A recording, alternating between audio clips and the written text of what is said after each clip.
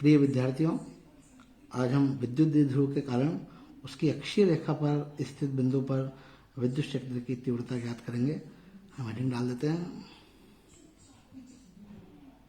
विद्युत द्विध्रुव के कारण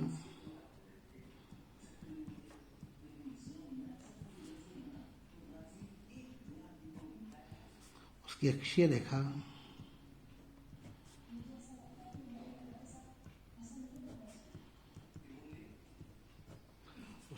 रेखा पर स्थित बिंदु पर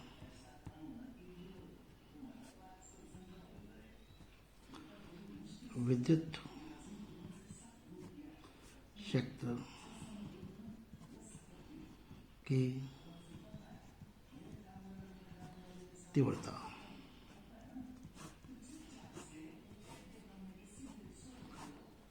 इसको ज्ञात करने से पहले हम थोड़ी सी विद्युत द्विध्रुव के बारे में बातचीत करेंगे। क्या होता है विद्युत द्विध्रुव? जैसा हमने पहले भी पढ़ा हुआ है कि विद्युत द्विध्रुव दो आवेश होने चाहिए, दोनों के आवेश का जो परिमाण है वो समान होना चाहिए। जैसे यहाँ हम एक चित्र के द्वारा इसको समझने का प्रयास करते हैं। यहाँ आवेश है -Q, यहाँ आवेश है +Q। मैंने मान लिया यहाँ जो स्थिति है वो A वाली स्थिति, यहाँ जो स्थिति है वो B वाली स्थिति। दोनों आवेश का परिमाण समान, इसका भी मान Q और इसका भी मान Q। दोनों आवेश की प्रकृति विपरीत, यहाँ ऋणावेश है और यहाँ धनावेश है, और दोनों के बीच की दूरी होनी चाहिए अत्यल्प। मैंने मान लिया ये जो दूरी है वो दूरी कितनी है, 2 है। तो ऐसा निकाय जिसमें दो आवेश हों, दोनों का परिमाण समान हो, दोनों की प्रकृति विपरीत हो और दोनों के बीच की दूरी अत्यल्प हो, ऐसे निकाय को हम क्या कहेंगे? विद्युत द्विध्रुव कहेंगे। थोड़ी सी बात और करेंगे विद्युत द्विध्रुव के बारे में। विद्युत द्विध्रुव आघूर्ण क्या होगा? विद्युत द्विध्रुव आघूर्ण के लिए आप केवल इतना समझ लें, किसी भी एक आवेश का परिमाण मीन्स Q, और दोनों आवेशों के बीच की दूरी किसके बराबर होगी? 2a के बराबर। तो हम कह सकते हैं Q × 2a, एक आवेश का परिमाण Q, दोनों आवेशों के बीच की दूरी 2a का गुणनफल किसके बराबर होगा? विद्युत द्विध्रुव आघूर्ण के बराबर होगा। ये अपना इस डेरिवेशन में नहीं आ रहा, पर बेसिक जानकारी होनी चाहिए हम लोगों को इतनी। विद्युत द्विध्रुव आघूर्ण को किसके द्वारा बतलाया जाता है? P के द्वारा। एक आवेश का परिमाण कितना हो गया? Q। दोनों आवेशों के बीच की दूरी किसके बराबर होगी? 2a के बराबर। तो P बराबर Q × 2a, ये जो होगा वो क्या कहलाएगा? विद्युत द्विध्रुव आघूर्ण। यहाँ P क्या होगी? एक सदिश राशि, विद्युत द्विध्रुव आघूर्ण सदिश राशि होगा। Q आवेश है, सदिश राशि नहीं होता है। ये डिस्टेंस 2a, ये क्या कहलाएगा आपका? वापिस सदिश। तो यदि इसको हम सदिश रूप में लिखेंगे तो P सदिश बराबर Q × 2a सदिश। यहाँ वापस ध्यान दें, यदि हम इसका मात्रक लिखना चाहें, Q आवेश का मात्रक क्या होगा? कूलाम। 2a इसका मात्रक क्या होगा? मीटर, चूंकि डिस्टेंस है। इसको हम इस रूप में भी लिख सकते हैं, cm, c मीन्स कूलाम और m मीन्स मीटर। तो विद्युत द्विध्रुव आघूर्ण का जो मात्रक होगा वो हो जाएगा कूलाम मीटर। जो हम बात कर रहे थे कि एक सदिश राशि है, तो इसका मतलब इसकी दिशा होनी चाहिए। इसकी दिशा क्या होती है? यहाँ दिशा को भी हम लोग समझ लेते हैं। जो दिशा होगी वो दिशा हमेशा माइनस से कहाँ होगी? प्लस की ओर। विद्युत द्विध्रुव आघूर्ण की जो दिशा होगी वो -Q से +Q की ओर होगी। ये विद्युत द्विध्रुव आघूर्ण की दिशा भी हो गई। इसी क्रम में हम इसकी विमा की भी बात कर लेते हैं। क्या हो जाएगी विमा? हम जानते हैं Q को हमको डिफाइन करना पड़ेगा, क्योंकि Q की जगह पर हम मान रखेंगे Q बराबर IT। ये मान कहाँ से प्राप्त होता है? थोड़ा सा हम एक बार और रफ काम कर लें इसमें साइड में। हम जानते हैं विद्युत धारा किसे कहते हैं? आवेश प्रवाह की दर को। I बराबर Q/T। I विद्युत धारा, Q आवेश प्रवाह की दर का मतलब समय का भाग देना है। यहाँ से हमें वैल्यू चाहिए किसकी? Q की। तो Q किसके बराबर हो जाएगा? I × T के बराबर। अब हम लोग लिख सकते हैं वापिस कि विद्युत द्विध्रुव आघूर्ण को क्या लिखा जाएगा? Q की जगह पे क्या हो जाएगा? IT, साथ में क्या चल रहा है? 2a। अब हम इसकी विमा दे सकते हैं। क्या हो जाएगी इसकी विमा? I की विमा किसके द्वारा बतलाई जाती है? A1। T समय की विमा किसके द्वारा बतलाई जाती है? T⁻1। A that is distance किसके द्वारा बतलाया जाएगा? L1 के द्वारा। तो जब हम इसकी विमा लिखेंगे तो विमा का मान कितना हो जाएगा? विमा लिखते वक्त हम जानते हैं सारे रूप लिखने पड़ेंगे। पहला m power 0, then l power 1, then t power 1, and finally क्या मान हो जाएगा? a power 1। तो ये हमने विद्युत द्विध्रुव आघूर्ण को भी समझ लिया। वापस ध्यान दें, विद्युत द्विध्रुव गुण किसी भी एक आवेश का परिमाण, दोनों आवेशों के बीच की दूरी का गुणनफल विद्युत द्विध्रुव गुण कहलाता है। मात्रक कूलाम मीटर, दिशा माइनस से प्लस की ओर, और जो विमा होगी वो विमा क्या हो जाएगी इसकी m0 L1 T1 और साथ में आ जाएगा A1। अब हम वापस मेन हेडिंग पे आते हैं। इस विद्युत द्विध्रुव के कारण एक बार पुनः विद्युत द्विध्रुव को रिवाइज कर लें। ऐसा निकाय जिसमें दो आवेश हों, दोनों का परिमाण समान हो, दोनों की प्रकृति विपरीत माइनस और प्लस हो, और दोनों के बीच की दूरी अत्यल्प हो। या अत्यल्प दूरी का मतलब कितना मान हो गया, 2a हो गया। इस विद्युत द्विध्रुव के कारण हमको अक्षीय रेखा पर दो तरह की रेखाएं होती है, एक होती है अक्षीय और एक होती है निरक्षीय। अक्षीय का मतलब यदि हम इसी रेखा पर आगे की ओर बात करें, ये पूरा अक्ष कहलाएगा, इस साइड में भी ले सकते हैं, इस साइड में भी ले सकते हैं। ये जो लाइन होगी ये कहलाएगी अक्षीय रेखा। और जब हम निरक्षीय की बात करेंगे तो इस द्विध्रुव का मध्य बिंदु, द्विध्रुव मतलब ए से लेके बी तक, इस द्विध्रुव का मध्य बिंदु ओ, यदि मैं यहाँ लंबवत लाइन खींच दूं तो ये कहलाएगा आपका निरक्षीय।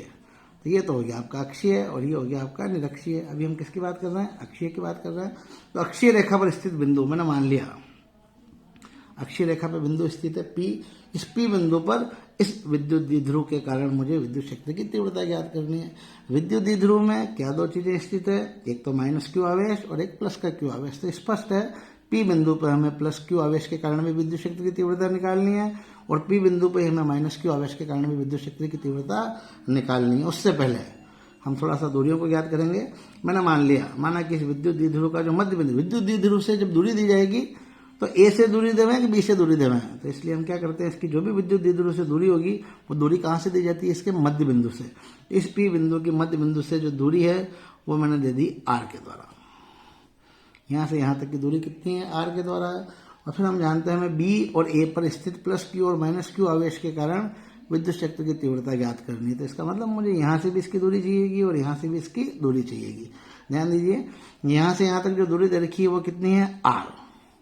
यहाँ से यहाँ तक जो दूरी होगी, मैंने आपको कहा था ये पूरी 2a, ये इसका मध्य बिंदु, इट मीन्स ये वाली दूरी a और ये वाली दूरी भी कितनी हो जाएगी, a। अब आप लोग बता सकते हैं, यहाँ से लेके यहाँ तक का मान r, मुझे केवल यहाँ से यहाँ तक की दूरी चाहिए, ये वाली दूरी चाहिए। तो इस पूरे r में से मैं किसको बाकी कर लूँ, a को बाकी कर लूँ। तो r में से ये a बाकी जाएगा तो क्या बच जाएगा, हमारे पास bp का मान बच जाएगा। और ये जो दूरी होगी, इस दूरी को किसके द्वारा बतलाया जाएगा, r माइनस a के द्वारा। ओके, चलिए फिर आ जाइए ए बिंदु पर। ए बिंदु पर जो आवेश है वो कितना दे रखा है, माइनस क्यू। इस माइनस क्यू के कारण P बिंदु पर विद्युत क्षेत्र की तीव्रता ज्ञात करेंगे, तो हमें दूरी ज्ञात होना जरूरी है। तो यहाँ से दूरी निकालें, यहाँ तक तो हमारे पास दूरी है, यहाँ से लेकर यहाँ तक की दूरी कितनी है, R। और वापिस शेष जो दूरी बच रही है वो किसके बराबर, A के बराबर। तो हम इस ए बिंदु से भी इसकी दूरी निकाल सकते हैं, R प्लस A। अब स्पष्ट है, B से दूरी R माइनस A और A से दूरी कितनी हो जाएगी, R प्लस A। ये साइड में मैं केवल रफ कार्य एक्स्ट्रा अतिरिक्त चीजें समझने के लिए करूंगा। विद्युत क्षेत्र की तीव्रता पहले हम लोग पढ़ चुके हैं, E बराबर, विद्युत क्षेत्र की तीव्रता का सूत्र क्या होता है, E बराबर KQ/R², जहाँ K का मान होता है 1/4πε/Q/R²। E विद्युत क्षेत्र की तीव्रता, K 1/4πε0, Q आवेश का मान, R जो दूरी दे रखी है, आवेश से जिस बिंदु पर विद्युत क्षेत्र की तीव्रता निकालनी है उसकी जो दूरी होगी वो किसके द्वारा दी जाएगी, R के द्वारा दी जाएगी। बस इसी सूत्र को काम में लेंगे हम लोग। पहले हम इस B बिंदु पर जो प्लस क्यू आवेश है, उस प्लस क्यू आवेश के कारण P बिंदु पर विद्युत क्षेत्र की तीव्रता ज्ञात कर लेते हैं। यहाँ लिखते हैं, हम मान लेंगे, माना कि वो जो विद्युत क्षेत्र की तीव्रता है कितनी होगी, E1 होगी। तो पहला मान B पर स्थित आवेश प्लस क्यू के कारण P बिंदु पर विद्युत क्षेत्र की तीव्रता मैंने मान ली। कितना मान है, E1। मैं इसे वेक्टर फॉर्म में नहीं लिख रहा हूँ, सदिश फॉर्म में नहीं लिख के हम केवल परिमाण के रूप में लिख रहे हैं। E1 सूत्र में जैसा मैंने आपको कहा था, K की जगह पर हम सीधा ही लिखेंगे 1/4πε0। आवेश कितना है यहाँ पर, Q, ये आवेश की जगह पर हमने Q लिख दिया, अपॉन R², जो मैंने आप लोगों को कहा था, जहां से जिस आवेश के कारण जिस बिंदु पर विद्युत क्षेत्र की तीव्रता निकाल रहे हैं उन दोनों के बीच की दूरी। तो कौन सी दूरी आ जाएगी, B से लेके P तक की दूरी। तो BP हम लोगों ने पहले याद कर रखी है, कितना मान आ रहा है, R माइनस A। यहाँ हम लोग लिख देंगे R माइनस A का होल स्क्वायर। इसे हम दे देंगे समीकरण नंबर 1। और यहाँ हम एक चीज और समझेंगे, यहाँ कन्फ्यूजन आता है कि सर जब हमने E1 का मान निकाला तो यहाँ हमने प्लस क्यों रखा है, इसी प्रकार हम E2 का मान निकालेंगे तो हम इसे माइनस क्यों रखेंगे। थोड़ा सा आप इसको ये समझ लें कि प्लस और माइनस ये दिशाओं को बदलाने के लिए काम में आते हैं। परिमाण में केवल हम लोगों को क्यों रखना है, मैंने आपको कहा था समान आवेश, दोनों का मान बराबर है तो परिमाण जो है वो समान है, तो यहाँ भी E1 के लिए भी क्यों आएगा और E2 के लिए भी क्यों आएगा। फिर सवाल उठता है सर प्लस और माइनस का क्या महत्व रहेगा, तो इसको आप यूँ समझें, जब हमने विद्युत क्षेत्र बल रेखाएं पढ़ी थी तो विद्युत क्षेत्र रेखाओं के लिए हमने कहा था कि जब धनावेश होता है तो विद्युत क्षेत्र रेखाएं बाहर की ओर जाती हुई होती है, तो ये धनावेश, इसके कारण जो विद्युत क्षेत्र रेखाएं हैं वो बाहर की ओर जाती हुई, तो बाहर की ओर मतलब ये यूं E1 की दिशा कहाँ होगी, बाहर की ओर होगी। और जब हम इस ए के कारण विद्युत क्षेत्र की तीव्रता निकालेंगे, मैं मानूंगा आगे ए के कारण विद्युत क्षेत्र की तीव्रता कितनी होगी E2, तो अब की बार आप लोग खुद भी सोच सकते हैं कि ये कौन सा आवेश है, माइनस क्यू है। जब प्लस था तो बाहर की ओर जाता हुआ, माइनस होगा तो इसकी ओर आता हुआ, अर्थात भीतर की ओर आता हुआ, तो ये वाला जो मान होगा वो मान क्या हो जाएगा E2। तो इसको हम लोग यूं बोल सकते हैं कि जब E1 की हमने बात की तो E1 में विद्युत क्षेत्र रेखाओं की दिशा क्या थी, BP की ओर, B से लेके P की ओर, ओके। और जब हमने E2 का मान निकाला तो जो विद्युत क्षेत्र रेखाओं की दिशा होगी वो क्या हो जाएगी, PB की ओर, अर्थात दोनों विपरीत है, एक B से P की ओर जा रहा है और दूसरा वापस P से कहाँ आ रहा है, B की ओर आ रहा है। तो यहाँ परिमाण तो दोनों में क्यों लिखा जाएगा, लेकिन उस चीज को हम ध्यान रखेंगे कि दोनों की दिशाएं कैसी है, विपरीत है। यहाँ हम लोग लिख सकते हैं जहां E1 की दिशा या जो विद्युत क्षेत्र रेखाओं की दिशा है वो क्या होगी, BP की ओर। चलिए फिर वापस वही, अभी इतनी लंबी चौड़ी लैंग्वेज नहीं लिखेंगे, शॉर्ट में लिख देते हैं। ये ए पर स्थित आवेश माइनस क्यू के कारण P बिंदु पर विद्युत क्षेत्र की तीव्रता, बोल सकते हैं हम लोग E2 इज इक्वल टू, वापिस फार्मूला वो का वही 1/4 पाई एप्सिलॉन नॉट, क्यू की जगह पे क्यू, ध्यान दें माइनस क्यू लिखने की आवश्यकता नहीं, केवल क्यू लिखेंगे। नीचे जब हम दिशा की बात करेंगे तो हम लिख देंगे BP, जो विद्युत क्षेत्र रेखाओं की दिशा है वो BP, और यहाँ हम नीचे लिख देंगे विद्युत क्षेत्र रेखाओं की दिशा PB, मतलब डायरेक्शन चेंज हो गया। बाकी दोनों का जो मान है परिमाण वो E1 और E2 दोनों कैसे हैं, E1 और E2 दोनों की डायरेक्शन चेंज है, मान समान नहीं बोल सकते, क्यों, क्योंकि यहाँ R माइनस ए आ रहा है और यहाँ आपके मान को परिवर्तित करना पड़ेगा, R प्लस ए आएगा, समझे हम उस चीज को। E2 बराबर 1/4 पे एप्सिलॉन नॉट, क्यू की जगह पे क्यू, और जैसा मैंने आपको कहा था ए के कारण हम आवेश की गणना कर रहे हैं, ए के कारण हम विद्युत क्षेत्र की तीव्रता की गणना कर रहे हैं, तो ये जो दूरी है वो दूरी कितनी हो जाएगी, यहाँ से देखिए आप दूरी R प्लस ए, क्या माना जाएगा, R प्लस ए का होल स्क्वायर। कन्फ्यूज होने की आवश्यकता नहीं, वापस ध्यान दें, जिस बिंदु के कारण इस ए बिंदु पे स्थित आवेश माइनस क्यू के कारण जिस बिंदु पे ज्ञात कर रहे हैं P पर, उन दोनों के बीच की दूरी लेनी है। तो मैंने आपको बताया था यहाँ से यहाँ तक R है और यहाँ से यहाँ तक A है, तो पूरा मान कितना हो जाएगा, R प्लस ए का होल स्क्वायर। जो दिशा की बात कर रहे थे, दिशाएं दोनों की कैसी होगी, विपरीत। यहाँ भी हम इसको लिख देंगे जहाँ E2 की दिशा कहाँ आ जाएगी, PB की ओर। अब आप ध्यान दीजिए, अब यदि मैं इस P बिंदु पर कुल परिणामी विद्युत क्षेत्र निकालना चाहूँ तो कुल परिणामी विद्युत क्षेत्र क्या होगा, प्लस क्यू के कारण और माइनस क्यू के कारण। प्लस क्यू के कारण जो मान था वो E1, माइनस क्यू के कारण जो मान था वो E2। अब यहाँ आप ध्यान देंगे दोनों की दिशा E1 इस साइड में, E2 इस साइड में, तो ऐसी स्थिति में क्या होगा, E1 माइनस E2, चूंकि दोनों की दिशाएं विपरीत है तो जो परिणामी मान होगा वो दोनों को किससे बाकी करने पर हमको प्राप्त होगा। अब बाकी करने में भी हम लोग देखेंगे क्या कि ज्यादा मान कौन सा है, E1 और E2 में से ग्रेटर कौन है। तो यहाँ ध्यान दीजिए आप लोग, दोनों का अंश से हम यहाँ भी क्यू और यहाँ भी क्यू, हर में देखिए आप R माइनस ए का होल स्क्वायर और यहाँ है R प्लस ए का होल स्क्वायर। कौन सा हर बड़ा, ये वाला हर बड़ा, और हम जानते हैं बड़ी संख्या का भाग देंगे तो हमें आंसर कैसा प्राप्त होगा, छोटा, छोटी संख्या का भाग देंगे तो हमें आंसर कैसा प्राप्त होगा, बड़ा। तो यहाँ हम निष्कर्ष निकाल सकते हैं क्या कि चूंकि E1 क्या होगा बेटा, E2 से बड़ा होगा, E1 का मान E2 की तुलना में बड़ा होगा। क्यों बड़ा होगा, क्योंकि छोटी संख्या का भाग दे रहे हैं और यहाँ हम बड़ी संख्या का भाग दे रहे हैं, तो E1 E2 से बड़ा होगा।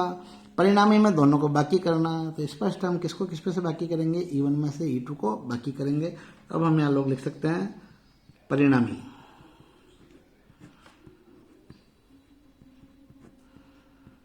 विद्युत क्षेत्र, इसको मैं यूं लिख दूंगा E अक्षीय इक्वल टू क्या हो जाएगा, E1 माइनस E2, बड़े पैसे छोटे को हमने बाकी कर दिया। बाकी करने का कारण क्या रहेगा, क्योंकि दोनों की दिशाएं कैसी है, विपरीत है। वापस वही ई अक्षीय। अब सिंपल कैलकुलेशन है।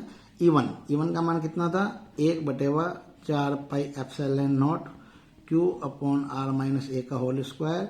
E2 का मान कितना था, 1/4 pi epsilon not Q upon R plus A का होल स्क्वायर। दोनों में 1/4 पाई एप्सिलॉन नॉट, दोनों में अंश में क्यू, इसको अपन कॉमन ले लेंगे।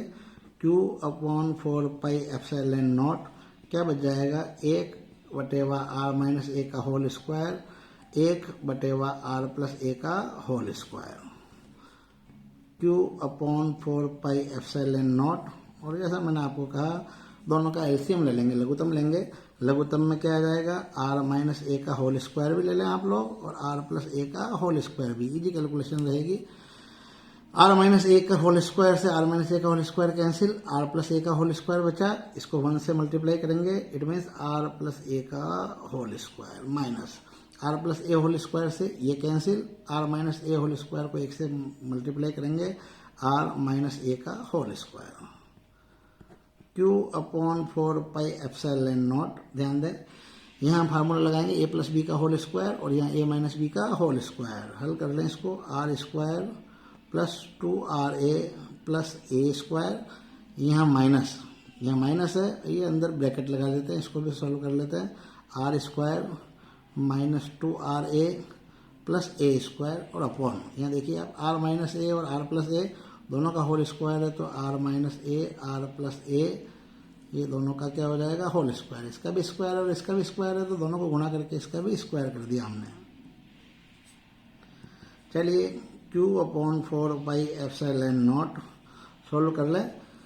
Are square plus 2RA plus A square minus, bracket के बाहर माइनस है, चिन्ह परिवर्तन कर दें, minus R square plus 2RA minus A square upon R minus A और आर प्लस ए, वही A plus B A minus B वाला फार्मूला काम आएगा।